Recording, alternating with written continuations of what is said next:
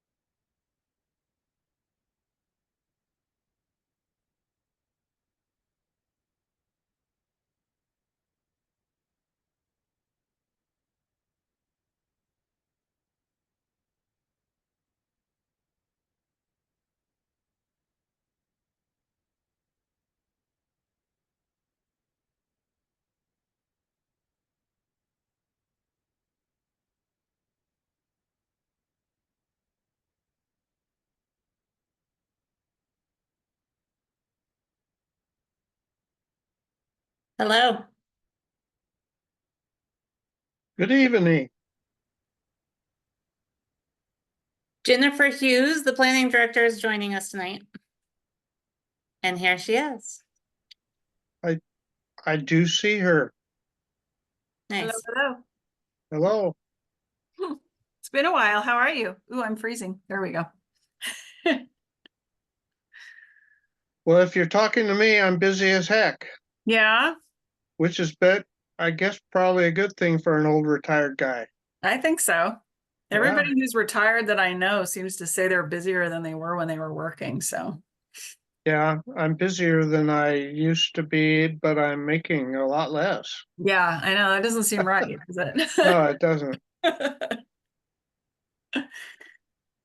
So Joy, I didn't do any homework on this because I was in planning commission interviews all afternoon and I had good intentions, but nothing happened. So I'm just gonna basically try to keep pay some attention and take some notes. That's it. Okay. Chair Schmier, I will be giving the staff presentation and then I will be jumping off. And Jennifer is going to be moderating the discussion and tying it back to ZDO 707 06 C4. Perfect. Now I have my little cheat thing. 70606 70706 C4. That's for the new construction. Perfect. I could find it. It's nice that I have the number now. Yeah, and it's in my presentation. So Perfect. you'll hear it over and over again. Okay.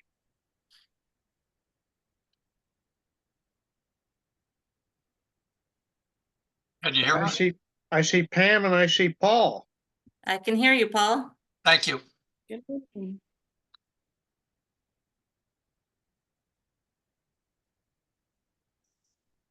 So we need to have a quorum. We need 4 of us, so we're almost there.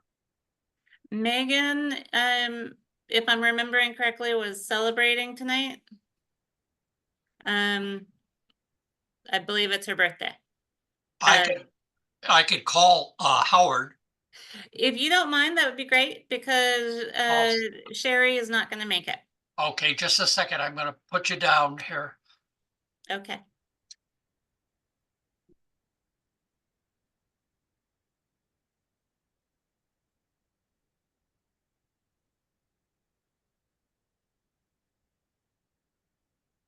Joy, does Darcy have this set up so that the recording just automatically goes into the perfect?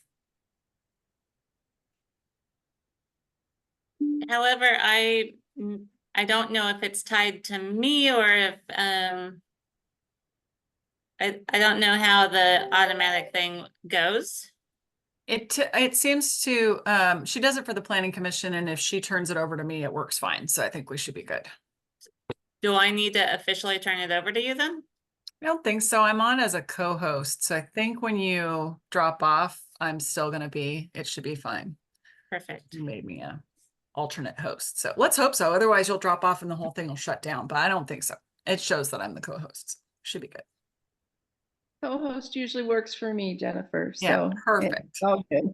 Perfect. Hi, Pam. I remember you from interviews Oh, when you came onto the historic review board, but so yeah, I'm covering, I don't know if Joy told you all that, but I'm going to cover when Joy needs to jump off because she's got to catch a plane tonight. So you will not be as competently staffed after she leaves, but I can make it through.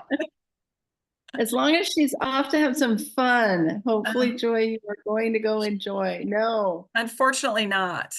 sorry about No. that. A family member of mine passed and I'm Oh, going to visitation tomorrow. And then a Sorry. funeral on Saturday. So Well, hopefully traffic will be a little better for you than it was for me at 2 o'clock today when I took my granddaughter to the airport. oh, I hope so. I hope so. Okay, now I found his phone number.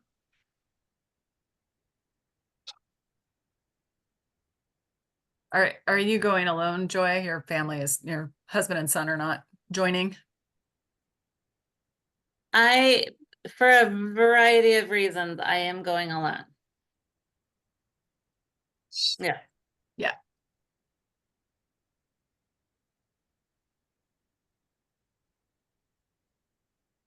And I can't remember, you were going to be off later next week. So is that a vacation? That or- is. Oh, good.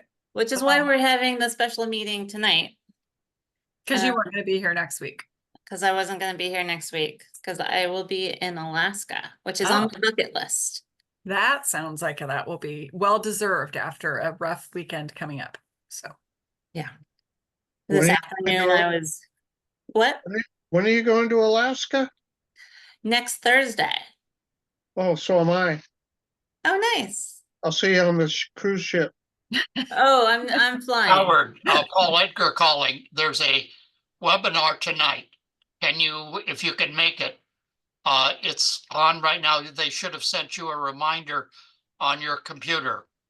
I'll call you on your, see if you still got the same home phone. Thanks. Oh, I, looks like we got Megan. I'm trying right now. Hi, Megan.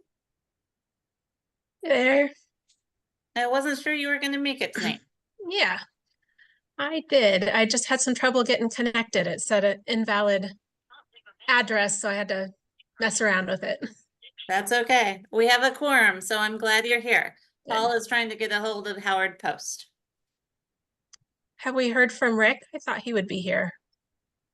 He said he was available to come. Okay, I'll text him real quick.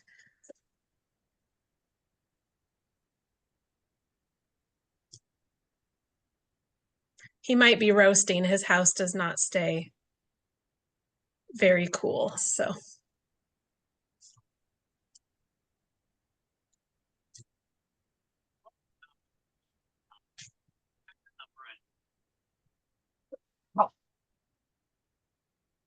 I tried the cell phone. And if anybody can text, I have the phone number I have is 503-901-7355.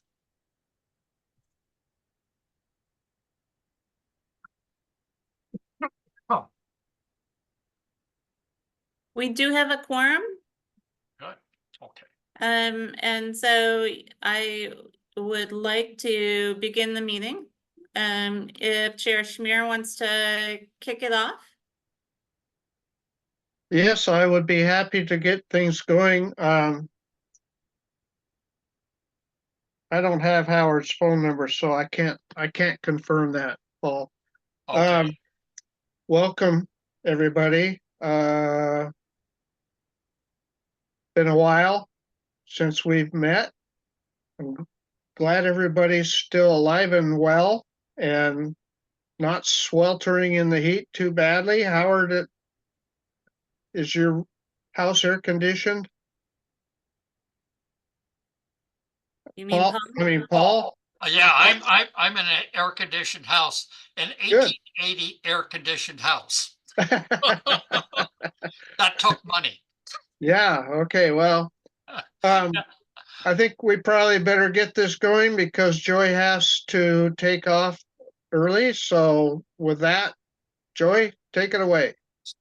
I am going to do one order of business out of order. We have not met for a while, but I want to let you know that we will definitely have an October meeting.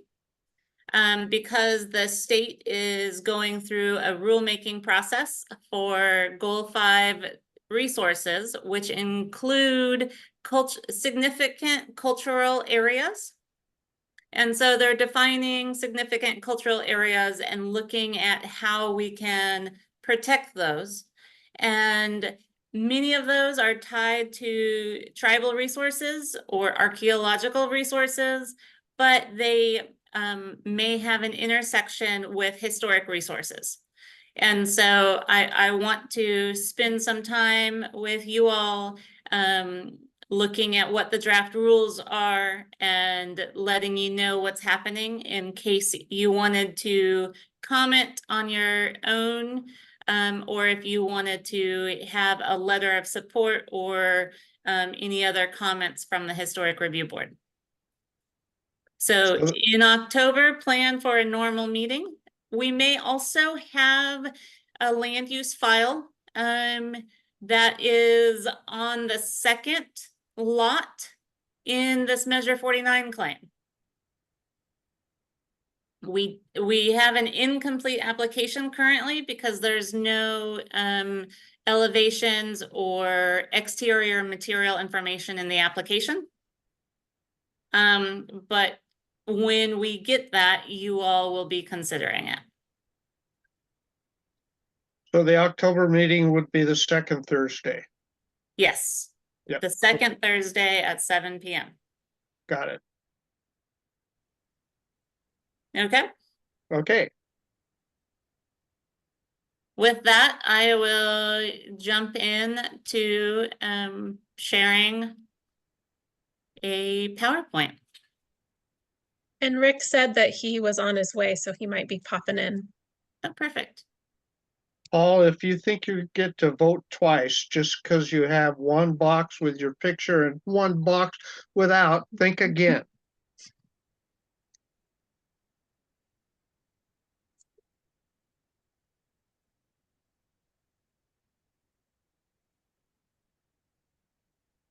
So today is an unusual circumstance because we are looking at new construction for a newly created lot. And the 2-acre lot that we are looking at, it is part of a larger farm complex that has a historic landmark overlay going across it. And so in the packet of material that you all got, you did receive this picture. This is a picture of the significant structures that are part of the farm complex for the larger 122-acre historic landmark.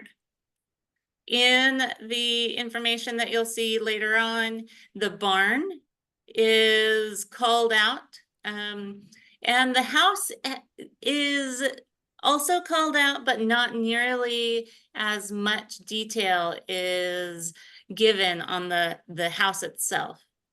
I do want to note that the farm complex is part of the South Molalla Prairie Historic Landscape District. I have not found the landscape district adopted in its entirety. I think little bits of it were adopted, and this is one of the farm complexes within the district that they were hoping to have as a historic district. As I noted, that the barn was very significant in the historic landmark designation of the property, of the 122-acre property. It is over 1,000 feet away from the proposed new home.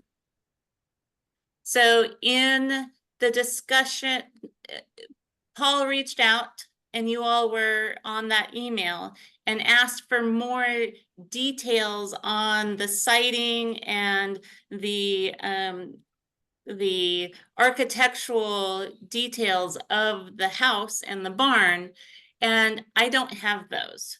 The only resources that I have are from the 2007 inventory and the aerial images.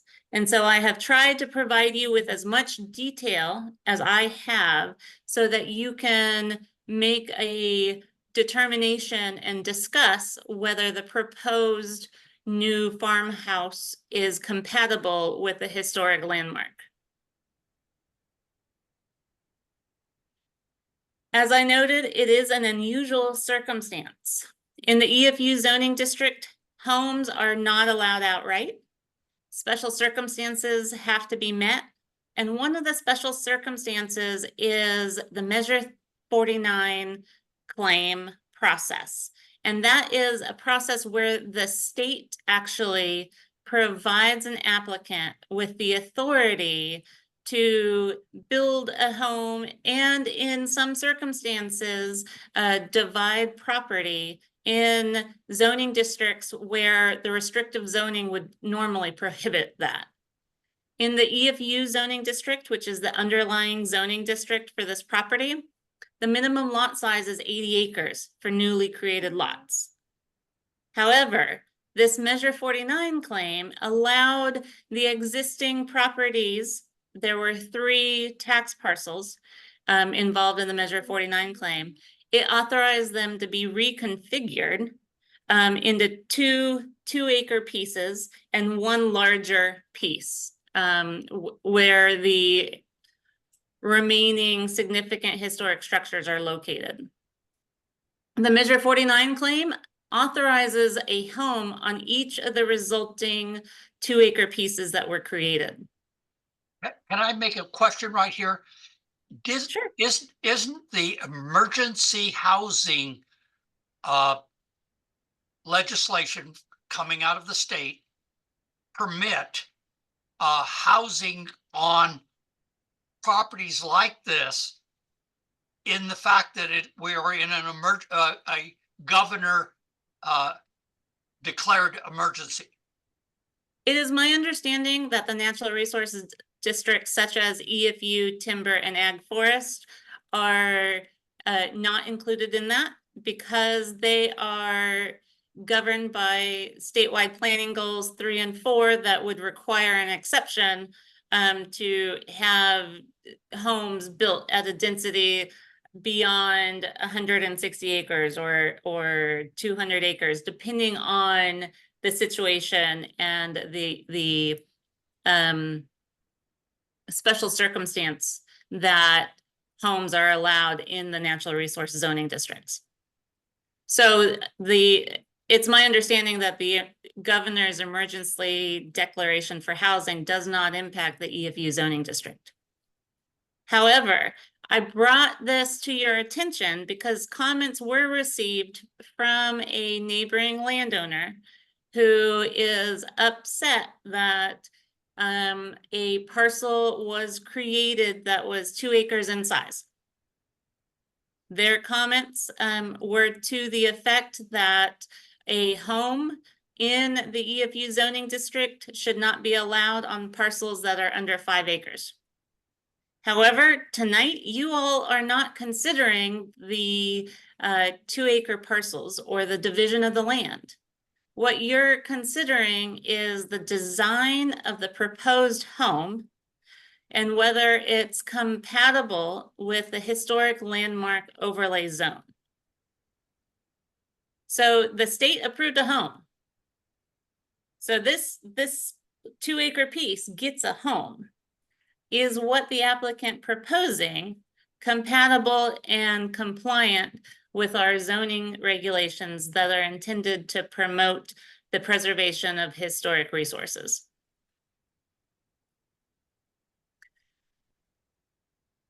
The Measure 49 claim, as I mentioned, involved 3 tax lots, 3 lots of record. And the home is located, and the barn is located right about here. So instead of having a home site built right here in the historic farm complex, and right here, what occurred was these 3 tax parcels were reconfigured to have 2 acre pieces cut out in the northwest corner. That is more than 1,000 feet from the farm complex. And so it should have less impact to the historic structures in the farm complex, being that they're on the other side of the property. Is the only road, we see Sherman Road, but is there another road here that would be adjoining other than Sherman Road? The 2 pieces that were cut out of the larger acreage does have an access drive. And so it's not necessarily a road that goes anywhere further beyond the 2 Measure 49 parcels. You'll see it up here where my cursor is. There is Adams Road that comes directly across from the driveway for the historic home. There's another road, Adams Road, that is in the area. It's the closest road other than South Herman Road.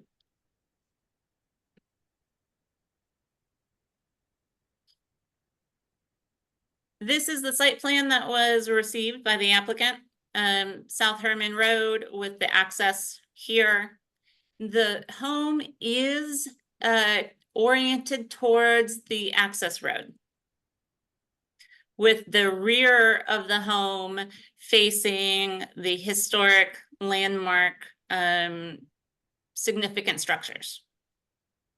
The left elevation here is what would be seen from the public road.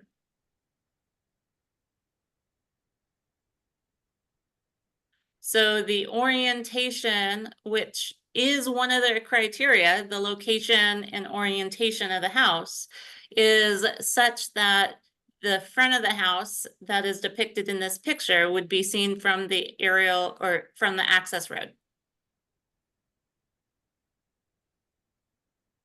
Has this house been constructed yet? No, no. So this photo is of a house that had, with that design constructed elsewhere. Correct. Correct. One of the pieces of the application that we really like to have for historic landmark applications is exterior materials. So when I spoke with this applicant in the pre-application conference, I asked for information, and Ivan has joined us. He is the applicant, and so he has raised his hand and may be able to address that.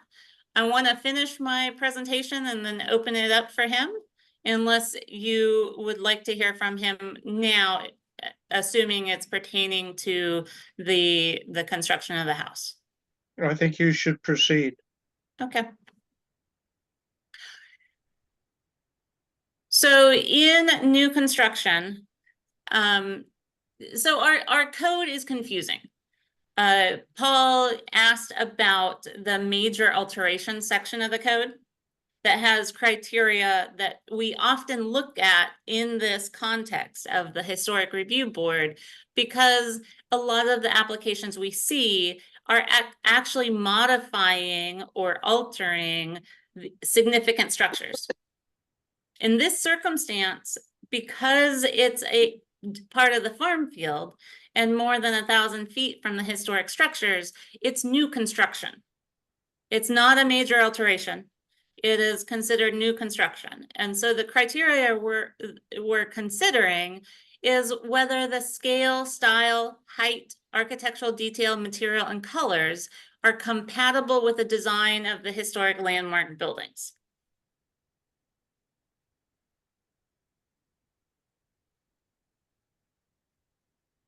In 2007, the inventory took a photo of the existing farmhouse that is significant on the Ralph Sawtell historic landmark. The image is not that clear. The aerial images from 2023 show more of a white house, but you can kind of see what the front of the historic structure that is the home in the farm complex looks like. It is oriented to face the South Herman Road, but it has a very long driveway.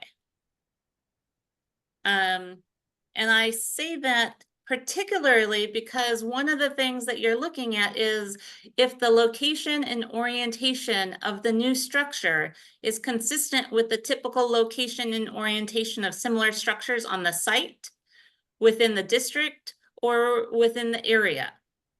And whether the setbacks, distances between structures, location of entrances, and similar siting considerations. So I had the benefit of perusing the aerial images when I was reviewing the application materials, and I wanted to let you have some of that same benefit. This blue line goes right through the historic house on the Ralph Sawtell farm. So this is South Herman Road. I have reoriented it so that north is to the left of your screen.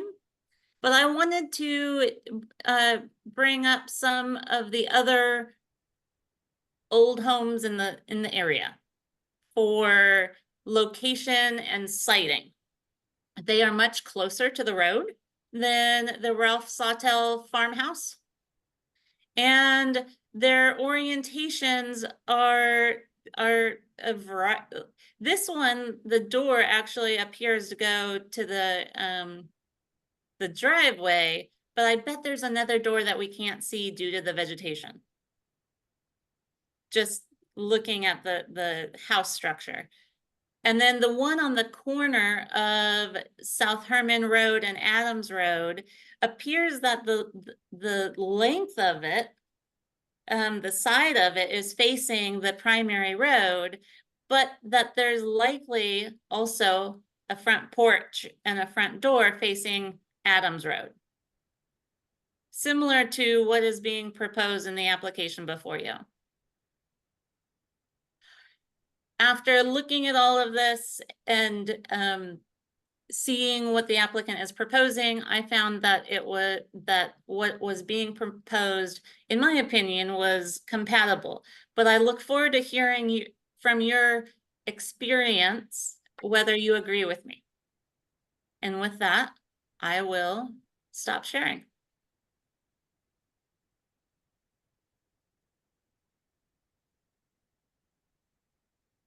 Hi, Rick. Have you melted yet? Getting close. I Yeah, have sorry. my tall green air conditioners working today. Yes. Nice. So I see somebody named Howard in the audience, and I'm wondering, but he declined to be promoted to be a panelist, but I'm guessing it's Howard from your committee, wouldn't you think? I'm gonna try again. Maybe he'll say yes this time. And Ivan is the applicant. And Ivan has their hand raised, and I would like to see if they would like to provide you with information if you don't have any questions for me at this very moment. I think the documentation you sent us was very informative, so I don't have any specific questions. Okay. Then I'm going to allow Ivan to talk and give us a little information from the applicant's perspective.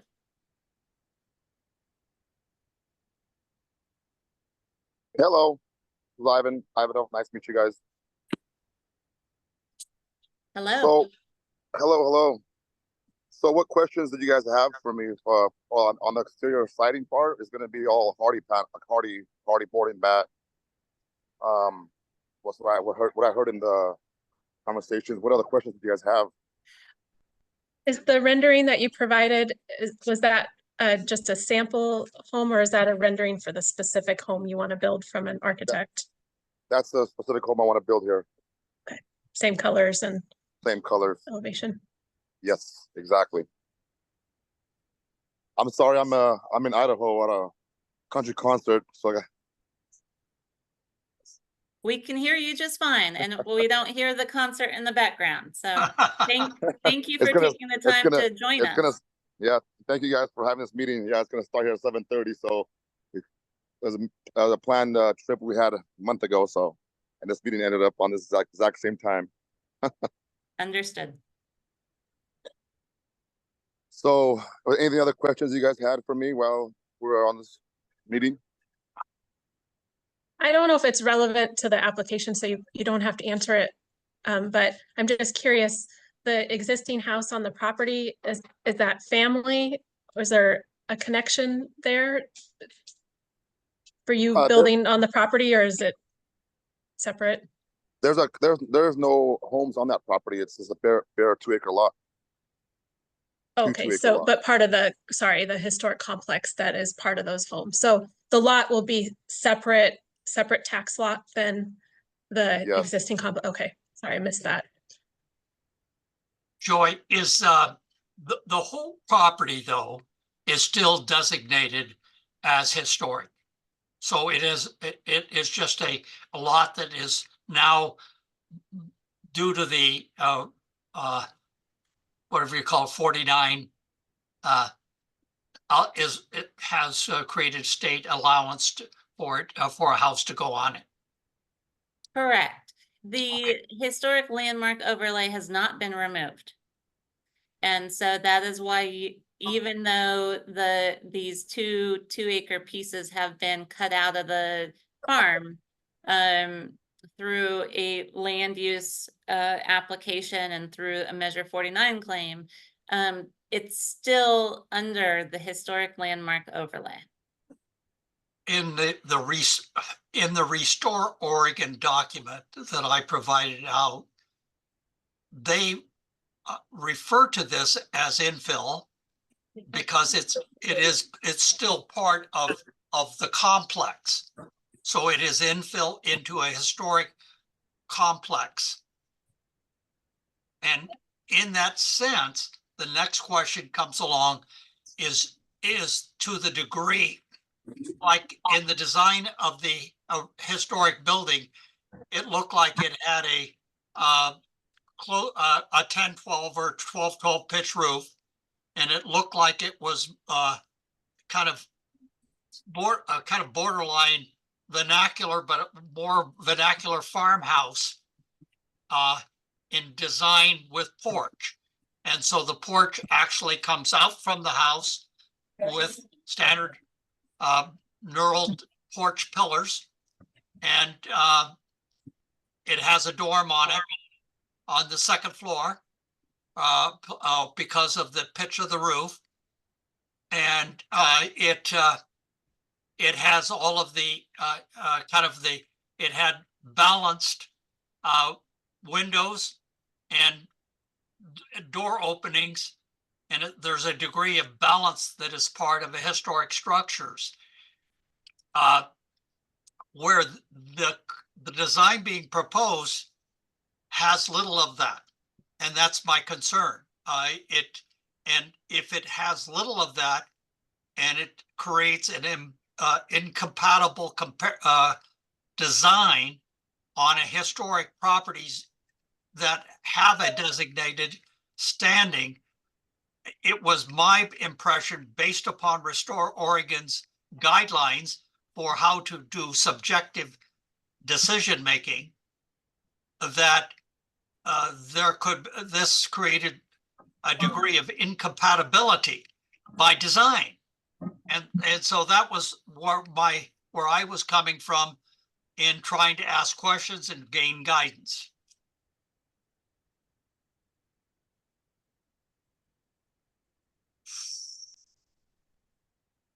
Anybody else?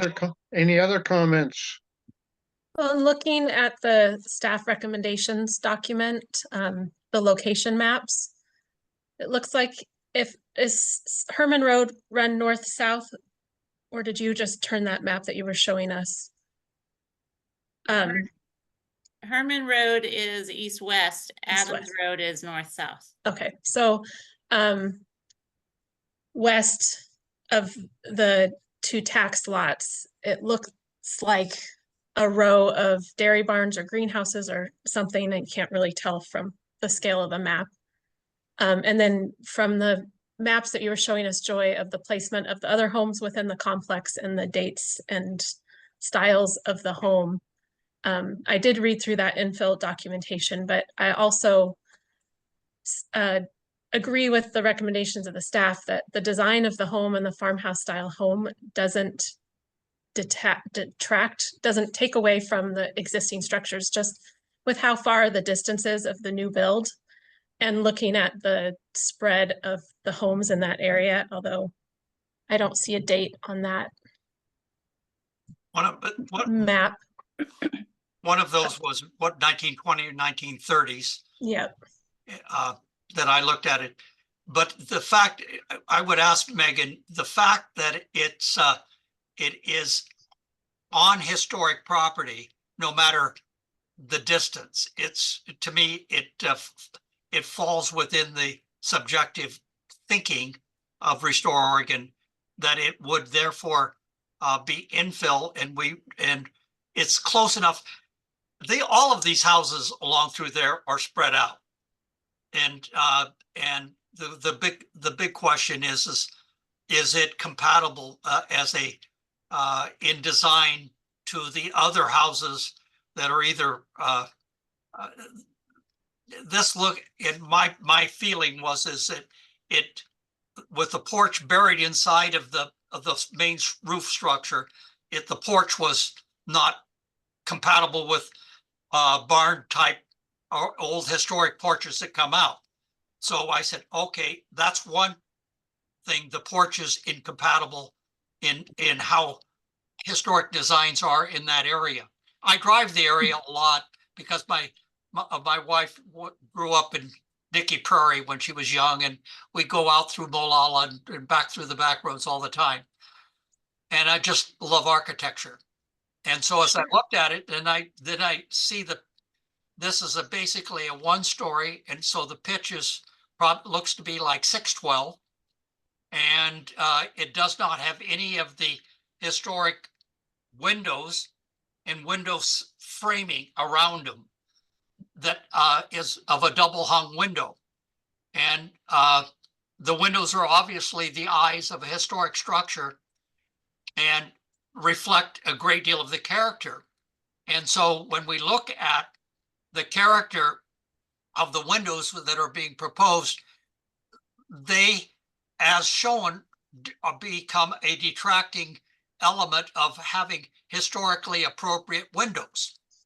And But so, I think we need to remember that in a historic designated area, you're not required, you're building modern construction in a modern home. You're not required to build within the historic structures. The determination is it detracting from the current complex and historic structures? And because the barn is the main historic structure and it's almost an acre apart, we're going to have modern construction everywhere. This house is, it is farmhouse style. That style would have never been built in the 1880s, but it blends in. It's not a 10,000 square foot home like a lot of the EFU zoning is getting put in.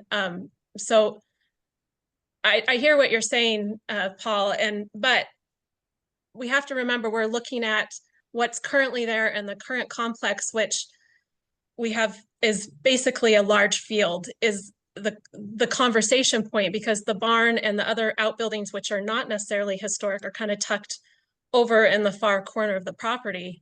But the new construction is up by the road, and realistically, those fields are going to start getting filled in with larger and larger homes. So it's this specific historic structure. We can't ask them to build at 1880s construction, but it's a kind of a neutral enough design of a home. It's not like up the road here where they built an 8,000 square foot castle that completely detracts from the neighborhood. I tend to agree with Megan. I mean, I hear you too, Paul. But the state has thrown us quite a curveball in this situation. I'm not aware of any other situation like it. What sticks with me is that this new construction is a long ways away from the historic barn and house. And I tend to agree with Megan that the design of it does not, because of the distance and the fact that it is white, does not necessarily detract from the character of the original buildings. So I tend to agree with Megan's take on this.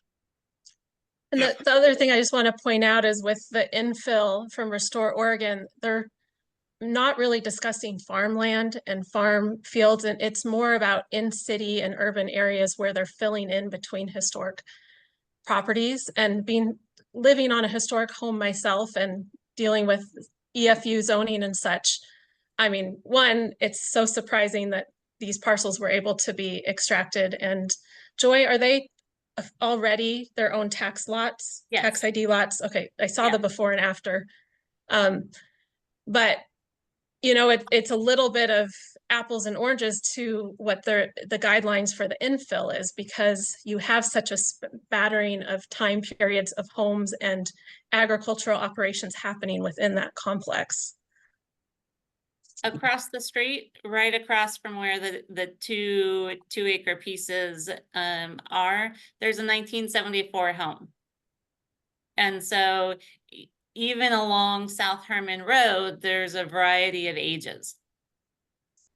I mean, if they were proposing to tear down the barn and, you know, destroy the historic trees on the property, I think that's one thing but to build in a space where the state allowed through this Measure 49 criteria tax lots to be divided off acreage. I mean, that's almost unheard of, like Michael was saying. The property is already designated. So really what they're looking at for our guidance is for discussion about is really the design of the house. And I as you are very passionate about historic architecture, Paul, I am as well. But I also acknowledge, you know, it is designated historic area and complex, but it's not like a downtown historic district where every home along the streets are the same era. And, you know, we've got a craftsman's neighborhood or a Victorian neighborhood. This is kind of a patchwork of farm homes. So we're not taking away from the history of that farm, the barn, the designation that has already been played. It's just, can someone build their home adjacent to it is how I am looking at this. And I think that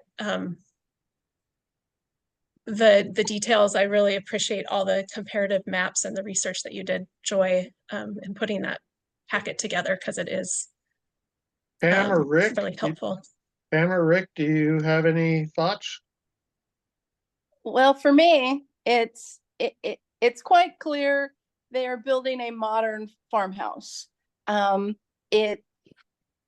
It's so hard to get historic scale and full historic detail into a modern house. A lot of what Megan has said, so I won't repeat all of that.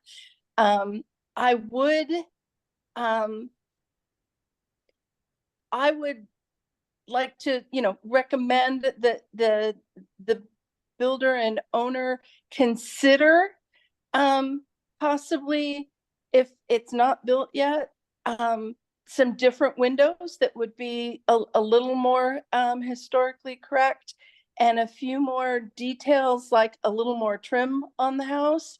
But other than that, I don't really think there's much to do, because I do agree with Megan.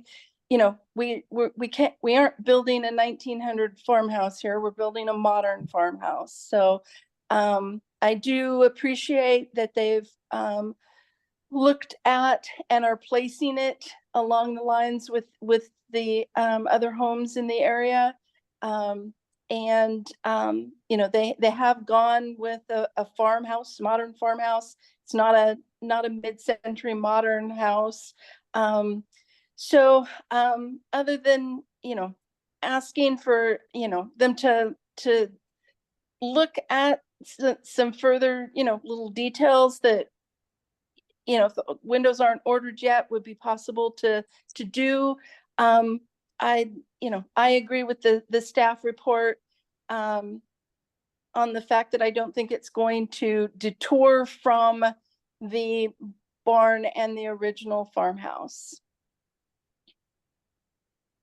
Just a couple quick questions and I looked at this a while ago, so I didn't get a chance to review again. But so the historic overlay, is that the county overlay, or is that more than that? And regionally in that area, are there any national registered homes or any other overlays in that area at all?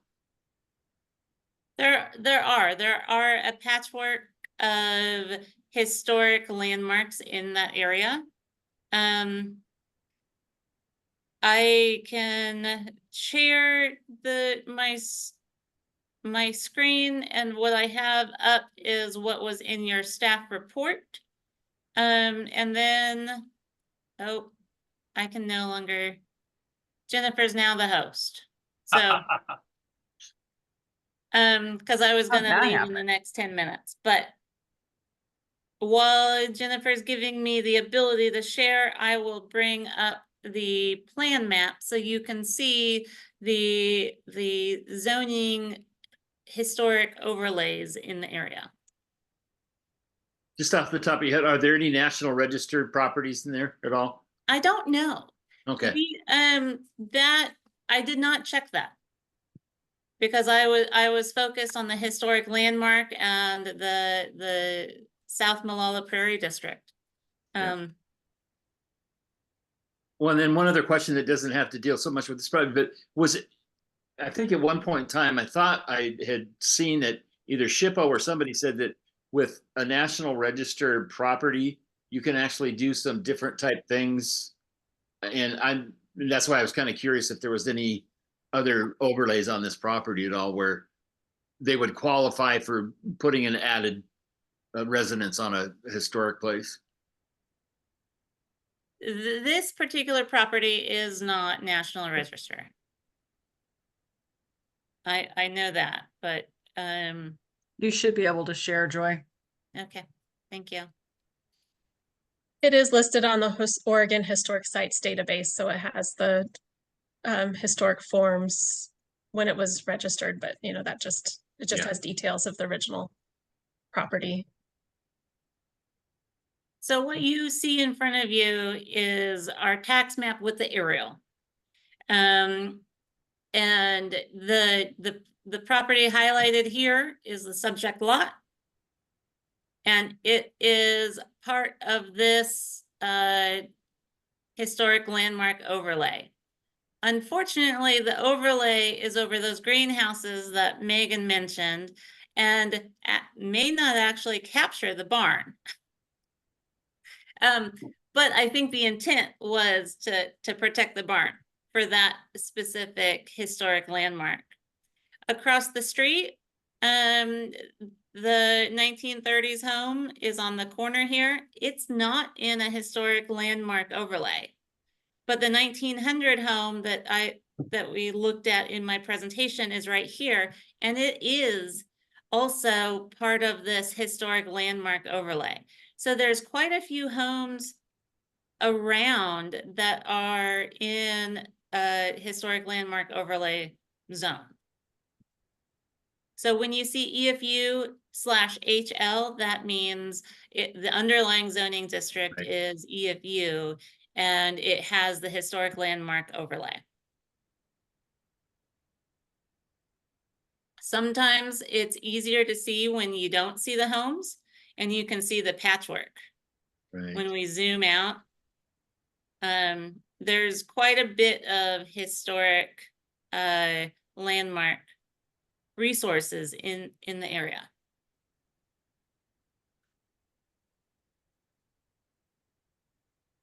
Great, thank you for that. And sorry I didn't revisit that. No, I think that's a good question. It provides you all with context. Yes. Yeah, so it has been my interpretation, because it is on historic landmark property, it becomes an infill, and therefore it has to have a higher level, even though there's 1,000 feet that separates it from the barn or some the other structures that are prominent in the justification for historic landmark status. But because it is on historic land that is all designated, then it becomes a tighter, more relevant part of looking at infill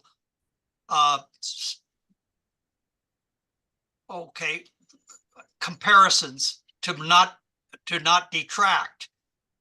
And though we have some examples of infill that can take that, or buildings that have been put in on non-historic lands, this whole area is part of trying to have a district, as Joy, as you said. However, they never designated it with specific design criteria. Oftentimes, a historic district is tied to a specific time period in time. And when a district is designated, they will have specific design guidelines that new development within the district have to comply with. Yeah, I'm familiar, yes.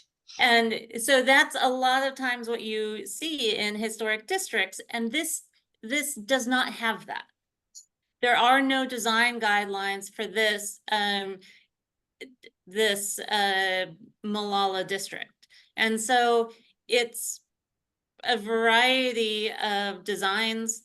Even the historic homes that are in the landmarks, they have different forms. But it's still my biggest, it does not come far enough or close enough. It's really new construction sense and view. The way you see it, you look at it as just new construction. You don't look at it as anything that has comparable historic construction type views. And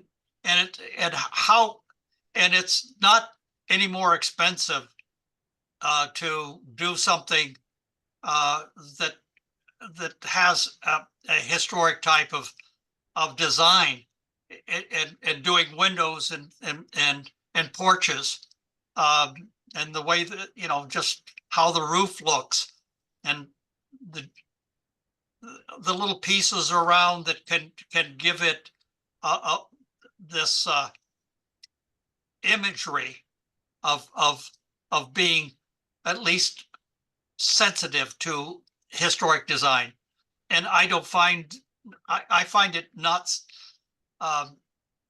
sensitive to me, where it reflects anything other than just a new design without the porch and without the windows and even of the siding of it, if it was looking at the road, it would be more compatible than sitting on the side road. But that's, to me, driving the whole area a lot and looking around a lot. It just it looks to me like a new structure in an area where we're trying to have a district, though it may not be set up, but it's but the property is all historic, and therefore I felt like we could do better, that there's a better design for it. They have the right to build one. Anything, according to what you say, I just think that there should be conditions where it would be more compatible, non-detracting, and that's what I was hoping to achieve and hoping people would understand. You know, but anyway, that's I'm just one vote. Yeah, I guess I'm on the complete opposite end of the spectrum. If it was a designated historic district where every home in the complex was of the same era and architecture, I would feel more strongly about that. But this is somebody who bought a 2-acre parcel land that has a historic overlay, and they want to build a home on it. And they didn't buy a parcel within a district that they have to align the construction and look of their house. It's just deciding if they get the permits to build, does what they build take away from what's existing? And the historic designation has already been altered because these parcels have been removed from the original farm. But So still historic. they have a historic removed from overlay, historic. but we're looking at dirt on the ground that maybe once they start construction, there's some archaeological findings, but likely not because it's far away from the homes. If there were historic homes on the other side of it, but it's greenhouses and farm agricultural outbuildings and then more modern homes across the road. This is tucked, the original complex of the buildings that are currently standing of the original farm. And I found the county resource inventory from the 80s about that property that has some bibliological, sorry, that's not the right word, information about the original family that built the house and some earlier photos. And that complex, like, sure, they probably farmed the field of their original homestead, but the complex that shows if you just look at it and it shows it historic, is staying unaltered by this home being built. And it's far enough away that it's not taking away from that original complex. It's 2 acres of dirt that they probably farmed 100 years ago. So I don't feel like they have any requirement to build their home to look historic of that area, because that's not the consensus in that district. And the historic buildings of the property are staying untouched, unaltered, out of view of this construction. If I had my druthers, I wouldn't have allowed those lots to be carved out of it in the first place, but the state has usurped all that, and we're stuck with that reality that they've allowed these lots to be formed and allowed a house to be constructed. So I still, Paul, I respect you to the moon, but I still don't think it detracts enough to deny it. Howard's got his hand up too. Oh, Howard, what do you think, Howard? You're muted.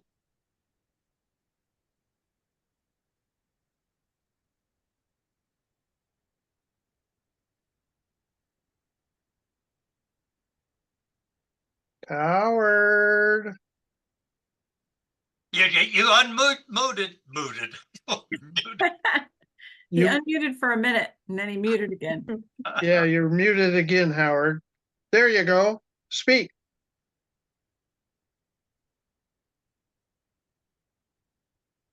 Are you there? We can't hear a word you're saying, Howard. We had this problem last time too. Did somebody else have their hand up?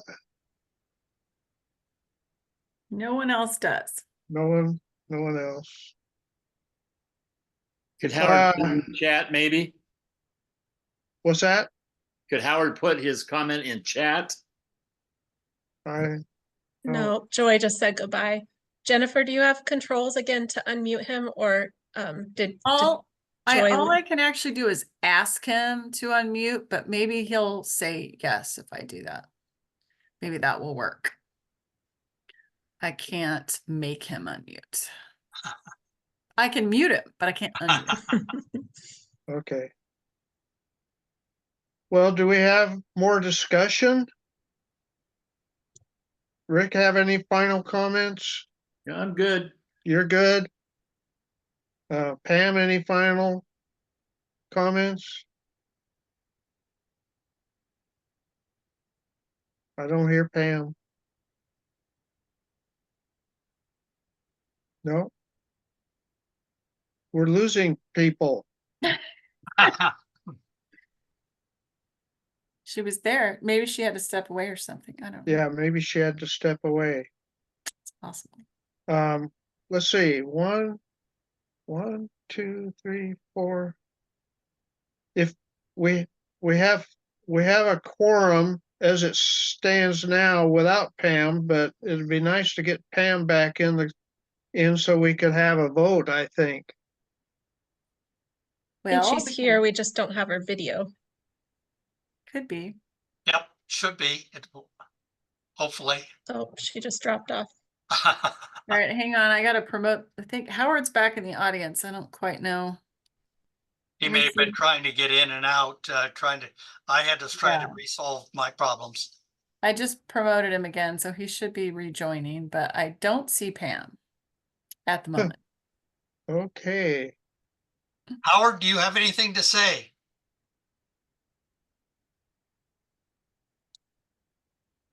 If you do, unmute. Okay, you're unmuted.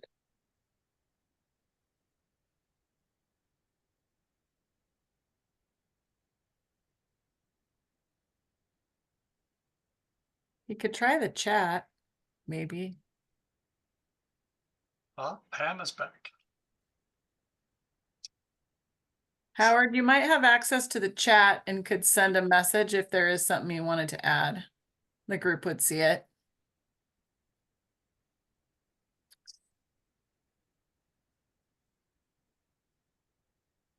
Oh, there's Pam. I'm having major trouble with internet tonight. I've been Oh. on my phone, I've been on my computer. Well, I'd like to move this forward a little bit. I'm going to stick my neck way out and make a motion that we approve the application as submitted and approved by recommend, as submitted and with the recommendation of staff. And I'd like, there's Howard. I see Howard. Oh my God. Hi. We can't hear you though, Howard. Can you unmute? Can you unmute yourself? And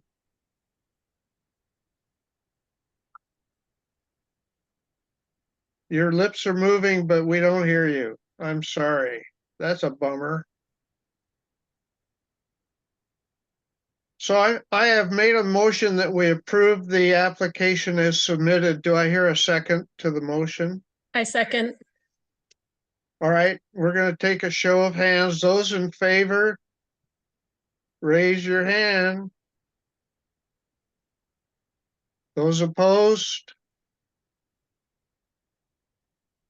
Okay, it's like, it was, 3-2, I believe. yeah, 3-2. So the motion does carry. Or is that right? There's 6 of you. That can't Four, be. 4-2. 4-2, Sorry, I yeah. can't count. Count, I Michael. can't either. Happened too fast. I think Well, I missed, Rick, I missed you. I don't know. It's like I didn't see your hand. Yeah, He I have did. a hand up I in the saw his corner here, hand. really big. So the motion 4-2. carries 4-2, Jennifer. Okay, I will share that with Joy so she can issue the decision when she gets back from her time off. Howard, we're gonna have to work on the sound for you. I'm So sorry to Ivan, hear that. Ivan, thanks for attending. I think they're done with your item and you can go back to enjoying your concert. Thank you guys so much. Enjoy your guys' evening. Do you have anything else for us, Jennifer? I don't. Joy handled the upcoming business for you at the beginning, so I think you're good. And it sounds like there'll be a meeting in October and then this question of this other application that's incomplete. So there may be something coming from her about that. So hopefully we'll all be in town or somewhere near a computer where we can join a Zoom meeting second Thursday in October to do this all over again. And Thank- I would, if anybody cares to go to a arts and music deal, I have a grandson who is a classical violinist and he's in part of the Vancouver Arts and Music Festival this weekend in Vancouver. And he's got a master's degree from USC in music performance violin. And he's a associate concert master down there in the symphony. But because he graduated during COVID, he formed a group of equal musicians, and they formed a kind of a halfway string quartet band and are reinterpreting his classical music with pop. So it's wild. When is that? Paul, I'm going to be staying in Vancouver this weekend. It's at the Esther Short Park. Okay. And my daughter is his mother is a member of the First Violins. Very cool. So that's and his sister is a Juilliard girl. So it's a little bit of stuff. But anybody that wants to see, it's free. That's the other thing, and it's classical music, which calms you. Anyway, thank you. Great. A paid political announcement. Yeah, okay. Well, thank you all for coming. I think that concludes our meeting and I will hopefully see you and hear you both in October. Yes, Thanks again. thank you Hey, all. Everyone. Good night, Jennifer, I have a quick- everybody. Jennifer, I have a quick question for you that Sure. doesn't have anything to do with this, if you have just a Okay. moment. Yeah, absolutely. I'm just curious if Lake Oswego has done anything more on the Lusher Farm piece, or whether the status of that is. I have heard nothing from Okay. them. Yeah. Which I don't. Joy is their primary point of contact, but she hasn't mentioned anything to me. I think they were gonna need to update their traffic study. And so I Well- feel like that could be what's going on, but I don't know. Well, there's another property right across the street from them. That's, they want to put in like 80 units. And so that may conflict, now they're gonna Oh. have to, and I think they're a little bit overwhelmed with all the work they had to do with it too. So I'm Yeah, just curious if yeah, you had seen or heard anything. And I have not. I have not. This urban growth boundary situation in Sherwood, that area, not Sherwood, but Like, the area, there's full of farmlands and beautiful areas. And it's just crazy what they want to do. It is Sherwood. Is that what you're talking about? The Yeah. new area? Yeah. Yeah, like 1,300 acres, I think, in Sherwood. Yeah, but so much stuff is going on, and my What- wife and I drive around. We just love to look at farmland and fields. And I think, and they had a piece on the fact that the average farmer now is hang on one second, JT. too old. Yeah, and so now people can't just are too old. Eric. Thank you. Appreciate that little info, and Yeah. I'm sure we'll be talking at some point. Yep. I'm sure we will. All right. You take Thank you care. so Thank you. Good night, Good night. Paul. Night.